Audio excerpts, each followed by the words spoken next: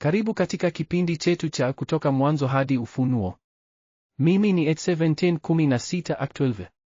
Leo tunakaribia fungu moja la muhimu zaidi katika Agano la Kale, mfumo wa dhabihu katika Mambo ya Walawi.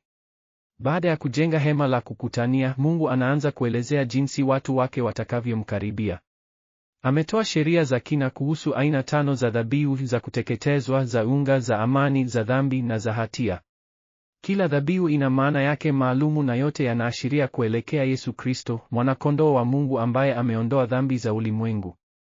Bwana akamwita Musa, akasema naye kutoka hema la kukutania akisema, sema na wana wa Israeli uwaambie, yeyote kati yenu anapotaka kuleta dhabihu kwa Bwana, ataleta dhabihu yake kutoka kwa mifugo, yaani kutoka kwa ng'ombe au kondoo na mbuzi.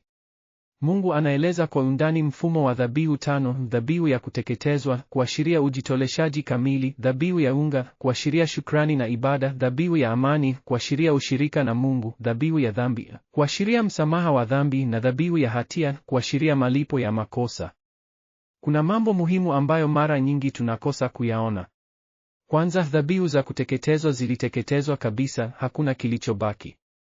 Hii inaashiria ujitoleshaji kamili kwa Mungu bila kuweka chochote nyuma. Pili, makuhani walikula sehemu za dhabihu za dhambi na za hatia, walishiriki katika mzigo wa dhambi ya watu. Walikuwa wawakilishi wa watu mbele za Mungu. Tatu, dhabihu za unga hazikuwa na chachu au asali, vitu vinavyounda ufumbue.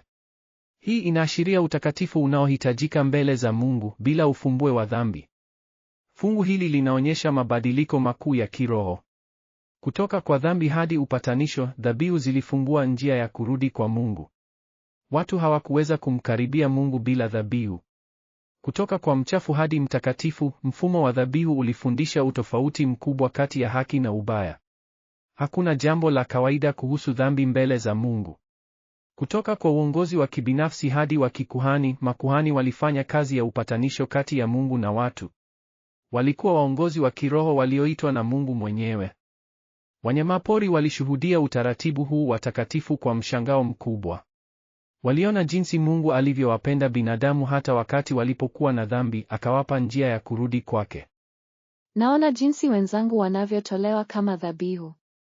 Je, hii ni jinsi Mungu anavyoonyesha upendo wake? Ndiyo, rafiki. Tunaona kuwa binadamu wana dhambi, lakini Mungu hawataki waangamie. Anatoa njia ya upatanisho. Hata sisi wadogo tunaweza kutumika katika ibada ya Mungu. Maskini pia wanaweza kumkaribia. Lakini naona kitu kikubwa zaidi kinakuja. Mwana-kondoo mkuu ambaye ataondoa dhambi za ulimwengu. Dhabihu hizi zinatuongoza kuelekea Yesu Kristo. Yesu ndiye dhabihu ya kuteketezwa, alijitoa kabisa.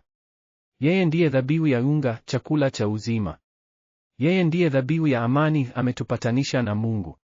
Yeye ndiye dhabihu ya dhambi na ya hatia, amezilipia dhambi zetu zote. Leo tujitolee kabisa kwa Mungu kama dhabihu hai, takatifu, inayompendeza Mungu.